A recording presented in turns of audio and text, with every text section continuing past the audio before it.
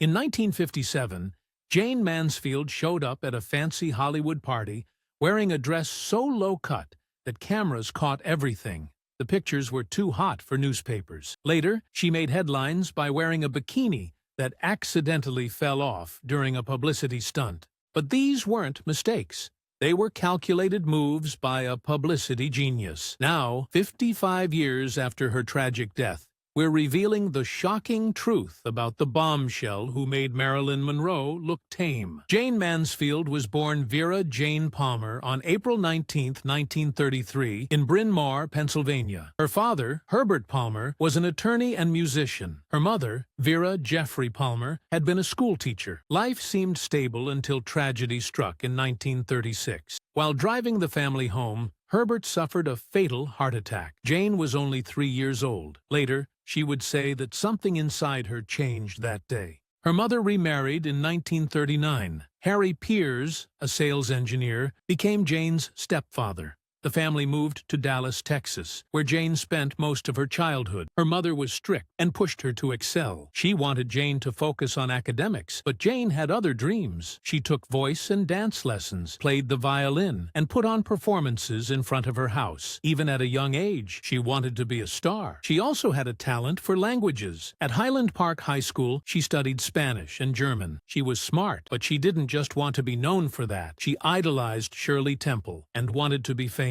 To get noticed, she entered beauty pageants and joined local theater productions. She told anyone who would listen that one day she would be the biggest star in Hollywood. At 17, her life took another turn. She met Paul Mansfield at a Christmas Eve party in 1949. The two fell in love fast. On May 6, 1950, they got married. Jayne was already 3 months pregnant. Later that year, on November 8th, she gave birth to her daughter, Jayne Marie Mansfield. Motherhood didn't slow her down. She and Paul enrolled in drama classes at Southern Methodist University, then moved to Austin to study at the University of Texas. Paul hoped marriage and a baby would change her ambitions, but Jayne only became more determined. In 1952, Paul was sent to serve in the Korean War. Jayne stayed behind, raising their daughter while working and studying. In 1953, Jayne Mansfield moved back to Dallas and started studying acting under Baruch Lumet. He was the father of director Sidney Lumet and had founded the Dallas Institute of Performing Arts. He gave Jayne private lessons and treated her and Rip Torn like his own kids. He also helped her get her first screen test at Paramount in April 1954. That same year, Jayne, Paul, and their daughter, Jayne Marie, moved to Los Angeles. She took whatever jobs she could find to support her family. She sold popcorn at the Stanley Warner Theater, taught dance, sold candy at a movie theater, and worked as a photographer at Esther Williams's Trails restaurant. She also did part-time modeling at the Blue Book Model Agency, but acting was her real goal, and she never lost focus. While studying at the University of Texas at Austin, Jayne won several beauty contests, including Miss Photo Flash, Miss Magnesium Lamp, and Miss Fire Prevention Week. But not every title appealed to her. She turned down Miss Roquefort Cheese because it didn't sound right. In 1957, she rejected Miss Prime Rib for the same reason. Even before Hollywood, she had started acting in local theater. In Dallas, she performed with Paul in The Slaves of Demon Rum and 10 Nights in a Barroom. She also acted in Anything Goes while at Camp Gordon, Georgia. When Paul left for military service, she landed her first significant stage role in Death of a Salesman on October 22, 1953. The production was led by Lumet at the Knox Street Theater. At UCLA, she entered the Miss California contest. She hid her marriage status and won the local round, but later withdrew. Breaking into Hollywood wasn't easy. Some advertisers thought her curves were a problem. She even lost a General Electric commercial because of it. In 1954, she auditioned at Paramount and Warner Brothers. At Paramount, she performed a scene from Joan of Arc for casting director Milton Lewis. He told her she was wasting her obvious talents and invited her back a week later. This time, she performed the piano scene from The 7-year itch. They weren't impressed and told her she needed to go blonde. Warner Brothers had the same reaction, but she kept pushing forward. That same year, she booked her first acting job in Lux Video Theater on CBS. In the episode An Angel Went AWOL, she had a small role sitting at a piano and delivering a few lines. It wasn't a breakthrough, but it paid $300, which would be around $4,000 today. At the same time, Playboy was becoming a sensation. Hugh Hefner had launched the magazine in December 1953, and early features on Jayne, Marilyn Monroe, Betty Page, and Anita Ekberg helped make it a success. In February 1955, Jayne was named Playmate of the Month. Her appearance in the magazine boosted her career and increased Playboy's circulation.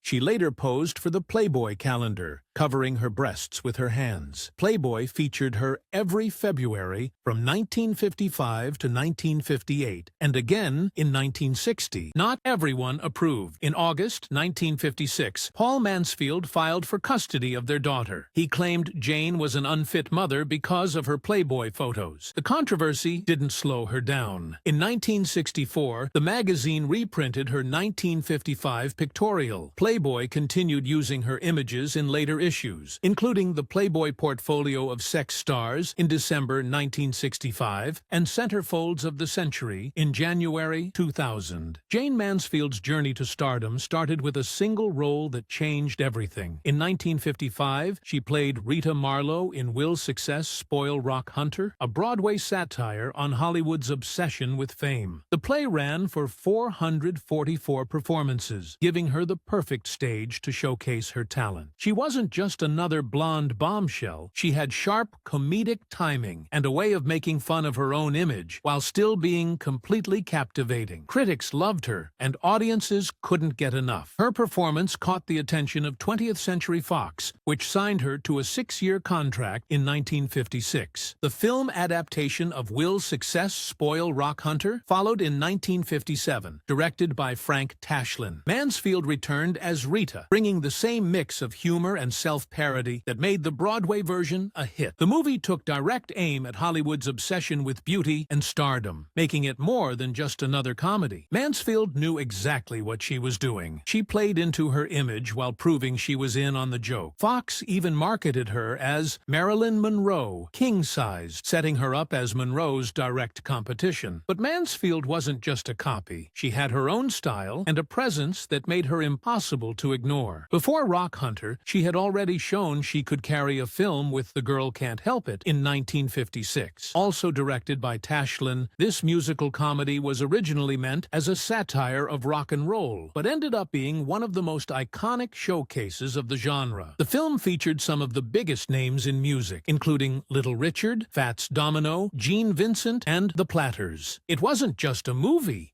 It became a time capsule of 1950s rock culture. Mansfield played Jerry Jordan, a reluctant starlet pushed into fame by her mobster boyfriend. It could have been just another dumb blonde role, but she made Jerry more than that. She gave the character charm, wit, and a little bit of knowing sarcasm. The film was a massive hit, earning more than Gentlemen Prefer Blondes, 1953, proving she could rival Monroe at the box office. One of the most famous moments in the film came early on. Mansfield walks down the street as men literally stop in their tracks to watch her. It became one of the most iconic scenes of her career, endlessly imitated in pop culture. By 1957, Mansfield was at her peak. That year, she won the Golden Globe for New Star of the Year, beating out Carol Baker and Natalie Wood. The award recognized her standout performances in The Girl Can't Help It and The Wayward Bus. It should have led to more serious roles, but Hollywood had already decided what kind of actress she was. She played into the blonde bombshell image for publicity, but it also trapped her. She wasn't just a pretty face. Mansfield had an IQ of 163 and spoke 5 languages, but the industry focused on her measurements. She wanted to prove she was more than that. The Wayward Bus, based on John Steinbeck's novel, gave her a rare chance to show her dramatic range. She played Camille Oakes, a burlesque dancer trying to escape her past. She toned down the over-the-top mannerisms and gave a performance filled with quiet vulnerability. One of the most powerful scenes in the film comes when another passenger finds an article about Camille in a tabloid. Instead Instead of reacting with big gestures, Mansfield played it with restraint, letting the emotion build in her expression. Critics noticed. While Joan Collins was the film's technical lead, Mansfield was the one who stood out. Despite proving she could handle serious roles, Hollywood didn't take advantage of it. After The Wayward Bus, she was pushed back into comedies that reinforced her public image instead of challenging it. Jayne Mansfield lived for the spotlight. She was bold, fearless, and willing to break every rule to stay famous. But sometimes that meant pushing too far. Her career was filled with controversy, from shocking Hollywood to legal trouble to personal tragedies that played out in headlines. In 1963, she made history as the first mainstream American actress to appear nude in a sound film. Promises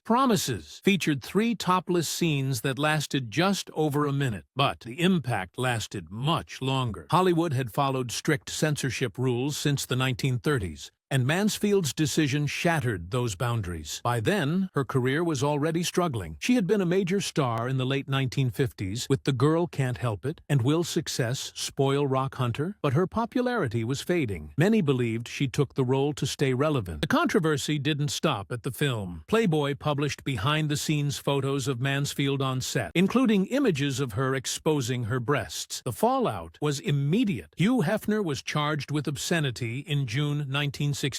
The trial ended in a mistrial, but the case showed just how divided the country was over nudity and morality. Meanwhile, the film was banned in several cities, but where it played, it made money. It proved Mansfield could still get attention, but critics were harsh. Roger Ebert later said her decision to appear nude was a sign of desperation. Even though Promises was a financial success, it didn't revive her career. Instead, it made her a bigger target for controversy. That same year, her nightclub performances put her in legal trouble. In Burlington, Vermont, she was arrested for indecent exposure. By then, she had moved away from Hollywood films and focused on live shows. These performances were designed to keep her sex symbol status alive. She sang, told jokes, and interacted with audiences while wearing revealing costumes. One of her most famous outfits was a gold mesh dress with sequins covering only her nipples and pubic area. People started calling her Jayne Mansfield and a few sequins. Audiences loved her shows, but not everyone was impressed. Critics called her performances vulgar and unprofessional, saying she relied more on shock than talent. Still, the scandal only made her more famous. She was making up to $23,000 per week, about $236,000 today. Mansfield didn't care what people thought. She kept touring, knowing that controversy kept her name in the news. By the mid-1960s, Mansfield's name was tied more to scandals than success. She had been one of Hollywood's biggest bombshells, often compared to Marilyn Monroe. But unlike Monroe, who balanced sex appeal with serious roles, Mansfield embraced the outrageous. She lived for attention, no matter where it came from. And as her life became more chaotic,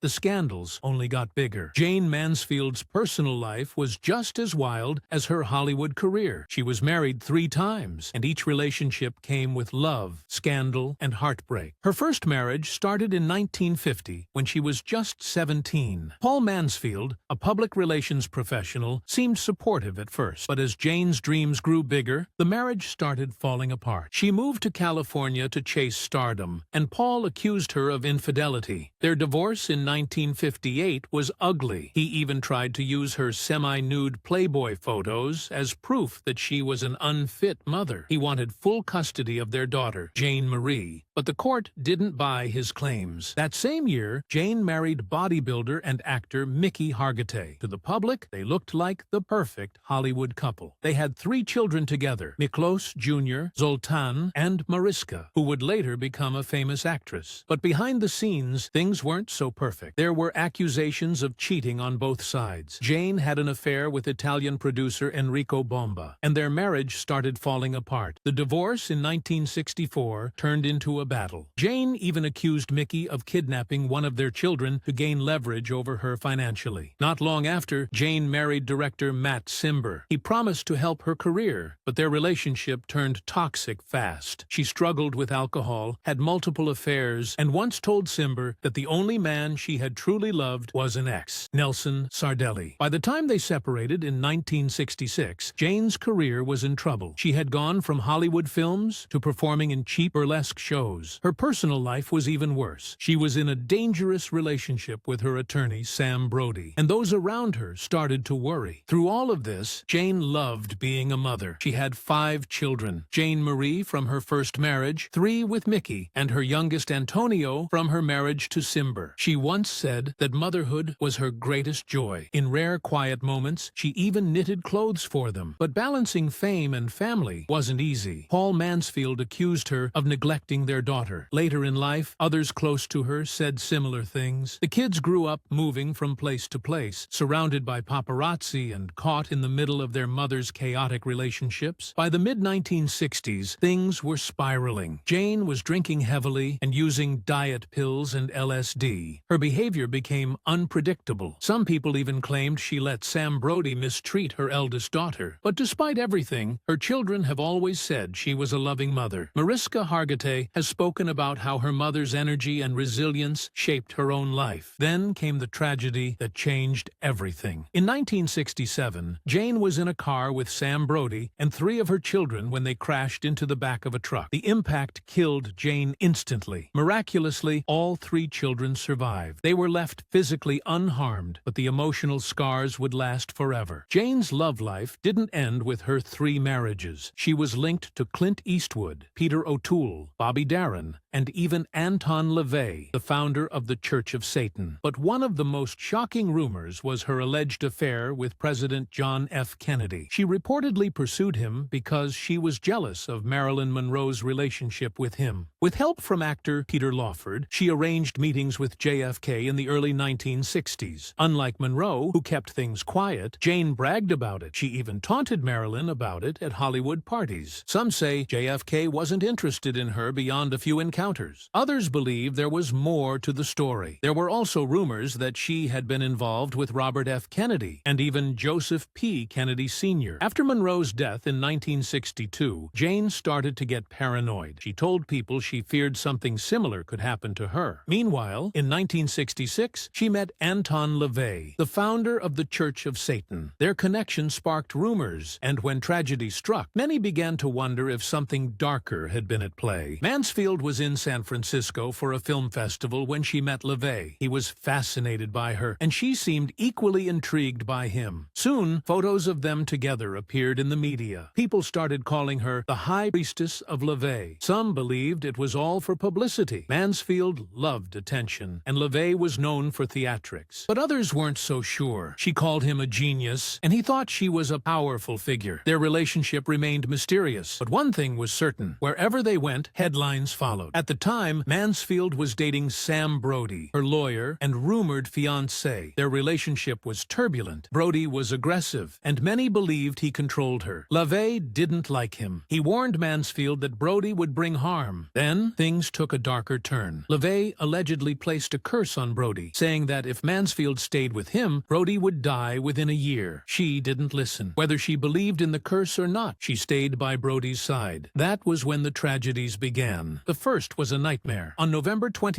1966, Mansfield's 6-year-old son, Zoltan, was mauled by a lion at Jungleland, USA, an animal park in California. His injuries were so severe that he needed brain surgery. Some believed the curse had begun. Meanwhile, Brody started getting into car accidents. Over several months, he was involved in at least 6 crashes. Mansfield was often in the car with him, and each time, the dangers seemed to grow. People who once laughed at the idea of a curse started to wonder if something more sinister was happening. Then came the night of June 29, 1967. The night started like any other. She had just finished a performance at Gus Stevens' Supper Club in Biloxi, Mississippi. From there, she was headed to New Orleans for a television appearance. Riding with her were her boyfriend Sam Brody, her driver Ronnie Harrison, and her 3 children, Mickey Jr., Zoltan, and Mariska Hargitay, who was only 3 years old. The children were asleep in the back seat as the 1966 Buick Electra 225 sped down U.S. Route 90. It was early morning, around 2:25 a.m., when the car neared Slidell, Louisiana. Up ahead, a semi-truck was slowing down. A thick cloud of fog had settled over the road. It wasn't just any fog. It came from pesticide being sprayed in the area. Visibility dropped, and before the driver could react, the Buick crashed straight into the back of the trailer. The impact was devastating. The car slid under the truck. Jayne Mansfield, Sam Brody, and Ronnie Harrison were killed instantly. Even Mansfield's Chihuahua, which had been in the front seat. Somehow, all three children in the back lived through the crash with only minor injuries. Hollywood was in shock, but this tragedy did more than make headlines. It changed auto safety forever. The accident led to the introduction of metal bars on the back of semi-trailers. These are now known as Mansfield bars. They prevent cars from sliding underneath trucks the way hers did. Her death forced the industry to rethink road safety. But as the news spread, so did a disturbing rumor. Many believed Mansfield had been decapitated in the crash. This myth likely started because of photos from the scene. Blonde hair could be seen scattered around the wreckage. People assumed the worst, but the truth was different. She had been wearing a wig that flew off in the impact. The official coroner's report stated that she died from severe head trauma. Her skull had been crushed, and part of her cranium was torn away, but she was not decapitated. Even so, the rumor took on a life of its own, making its way into books and movies, including Crash, 1996. For her children, the loss was something they carried with them forever. Mariska Hargitay, the youngest, grew up with a scar on her head from that night. The tragedy shaped her life in ways she would only fully understand years later. She became an actress, finding success in Law and Order, Special Victims Unit. She became an advocate for trauma survivors. The pain of losing her mother never went away, but she turned it into something meaningful. Jayne Mansfield wasn't just a Hollywood bombshell. She was a master of publicity, a fashion icon, and a woman whose legacy left a lasting mark on both pop culture and public safety. At the height of her fame, she was everywhere. Between September 1956 and May 1957 alone, she appeared in around 2,500 newspaper photographs with over 122,000 lines of print dedicated to her. Even in an era filled with glamorous stars, her ability to command attention was unmatched. Every detail of her public image was carefully orchestrated, often with the help of her publicist, James Byron. Whether it was a daring outfit, a carefully planned wardrobe malfunction, or an unforgettable appearance at a star-studded event, Mansfield knew how to keep the cameras rolling. One of her most famous moments happened in April 1957 at a dinner party honoring Sophia Loren. Mansfield arrived in a plunging dress, leaned forward just as the cameras flashed, and instantly became the center of attention. The image of Loren casting a disapproving glance at Mansfield's cleavage became one of the most famous photos in Hollywood history. This wasn't just luck. She knew the power of a single moment, and she made sure the world never forgot her. But Mansfield wasn't just a tabloid sensation. She played a crucial role in shaping fashion trends, particularly when it came to bikinis. In the 1950s, bikinis were still seen as risque, something only the boldest women would wear. Alongside stars like Marilyn Monroe and Brigitte Bardot, Mansfield helped change that perception. She often wore bikinis in films, photo shoots, and live performances, turning them into symbols of confidence and glamour. One of her most iconic looks was a leopard print bikini, which became a signature piece during her stage shows. She also wasn't afraid to use bikinis as a publicity tool. In 1955, at a press event for the film Underwater, she wore a red bikini that was just a little too small. When she dove into a pool, the top slipped off. The media frenzy that followed only boosted her fame. This kind of bold move kept her in the spotlight and helped cement bikinis as mainstream fashion. By the 1960s, bikinis were everywhere, becoming a symbol of liberation and modernity. Mansfield had played a key role in that transformation. There was also another side to Jayne Mansfield that few people truly understood. Beneath the dumb blonde persona was a woman with an IQ of 149. She was fluent in 5 languages: English, English, French, Spanish, German, and Italian. She learned the first three in high school and later picked up German and Italian. She was incredibly sharp, but Hollywood had little interest in promoting that side of her. Studios saw her as a sex symbol first and a thinker second. She was well aware of this. When asked about it, she once said, "They're more interested in 40, 21, 35, referencing her famous body measurements. She could have leaned into her intelligence, but she knew that playing the role of the bubbly blonde was what made her successful. Sometimes she even exaggerated the persona, knowing it was what audiences expected. In interviews, she would shift between displaying her wit and leaning into the image that had made her a star. She was in control of her own narrative, even when the world refused to see past her looks. Jayne Mansfield wasn't just a Hollywood starlet. She was a strategist, a trendsetter, and a woman who left an impact far beyond the silver screen. Whether it was changing the way celebrities used publicity, shaping fashion trends, or influencing road safety laws, her legacy still lingers today.